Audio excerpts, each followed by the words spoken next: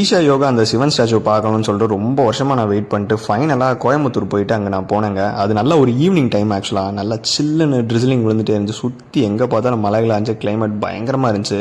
நல்ல ஒரு evening time போனது, ப்ளஸ் அது ஒரு ஹாலிடே வேறு. பயங்கர கூட்டம் ஆக்சுவலாக. பார்த்தீங்கன்னா காரை பார்க் பண்ணிவிட்டு உள்ளே போகிறதுக்கே எங்களுக்கு ஆக்சுவலாக பயங்கர டைம் ஆகிடுச்சு. நல்ல ஈவினிங் டைம் போது சுற்றி அப்படியே மிஸ்ட்டு படர்ந்து வந்து சிலுன்னு காற்று அடிச்சிட்டே இருந்துச்சுங்க. அது ஒரு டிஃப்ரெண்ட்டான எக்ஸ்பீரியன்ஸ் ஆக்சுவலாக கொடுத்துச்சுன்னு தான் சொல்லணும். கார்ஸ் நிப்பாட்டுறதுக்கும் ரொம்ப போராடி தான் நாங்கள் பார்க் பண்ணோம். நீங்கள் இதில் வீடியோவில் பாருங்கள், எத்தனை கார்ஸ் உள்ள நூற்றுக்கணக்கான ஆயிரக்கணக்கான மக்கள் வந்துகிட்டே இருந்தாங்க.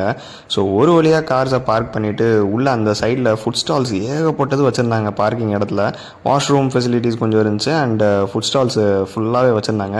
அதெல்லாம் பார்த்துட்டு அப்படியே உள்ள அதை லாண்டை நோக்கி நடக்க ஆரம்பிச்சு. சொல்லியிருந்த மாதிரி அந்த கிளைமேட்டு வேறு பயங்கரமாக இருந்ததுனால ஒரு செம்ம எக்ஸ்பீரியன்ஸ் கொடுத்துச்சு. அங்கங்கே ட்ரிங்கிங் வாட்டரும் வச்சுருந்தாங்க. அது கண்டிப்பாக ரொம்பவே சூப்பராக இருந்துச்சு. அது கண்டிப்பாக மஸ்ட் நீடடாகவும் இருந்துச்சு. ஸோ ஃபைனலாக அந்த சிலைக்கு பக்கத்தில் போனதுக்கப்புறம் கொஞ்ச நேரத்தில் இருட்டினதுக்கப்புறம் அந்த அவங்க லைட் அண்ட் மியூசிக் ஷோ ஆரம்பித்தாங்க. இது நான் கூட ஏதோ சாதாரணமாக இருக்கும் அப்படின்னு நினச்சேன். ஒரு அப்படியே அந்த ஹிஸ்ட்ரி ஆரிஜின் அந்த மாதிரிலாம் கொண்டு போயிட்டு ஒரு பயங்கரமான செட்டப்புங்க. ஆக்சுவலாக கரெக்டான அந்த சவுண்டு, அந்த சேம் டைம் வந்து அந்த லைட்டை அந்த சிலையில் ஃபோக்கஸ் பண்ணி அதை பண்ண விஷயம்லாம் வந்து உண்மையிலேயே மெஸ்மரைசிங்காக இருந்துச்சு. ஒரு பயங்கரமான எக்ஸ்பீரியன்ஸ். நான் கூட சரி இது ஏதோ ஒரு ஆவரேஜாக இருக்கும், ஒரு லைட் அண்ட் சவுண்ட் ஷோ மாதிரி இருக்கும் அப்படின்னு நினச்சேன்.